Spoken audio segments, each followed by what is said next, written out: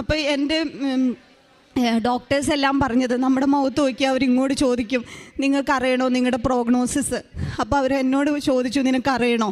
അപ്പോൾ അവരെന്നോട് പറഞ്ഞ പ്രോഗ്നോസിസ് എത്ര കാലം ജീവിക്കും എന്ന് പറഞ്ഞത് വളരെ മോശമായ ഒരു സമയമായിരുന്നു എന്നോട് പറഞ്ഞത്. അതിനുശേഷം എൻ്റെ ആൻറ്റി ഇവിടെ വേറെ ലേക്ക് ഷോറിൽ ഒരു ഓൺകോളജിസ്റ്റിനെയും കണ്ടു. അപ്പോൾ അതിന് മോശമായ ഒരു പരിധിയാണ് അവരെനിക്ക് പറഞ്ഞത്. അപ്പം ഞാൻ മാതാവിനോട് പറഞ്ഞു, മാതാവേ, നീ നിൻ്റെ മകൻ്റെ കൂടെ 33 വർഷം ജീവിച്ചല്ലോ. ഞാൻ എൻ്റെ മക്കൾക്ക് 8 വയസ്സും 3 വയസ്സും അല്ലേ ആയിട്ടുള്ളൂ. എനിക്ക് നീ സഞ്ചാരി മാതാവ്, സമയത്തിൻ്റെ മാതാവല്ലേ, എനിക്ക് സമയം കൂട്ടി തന്നെ മാതാവേ എന്ന് പറഞ്ഞു.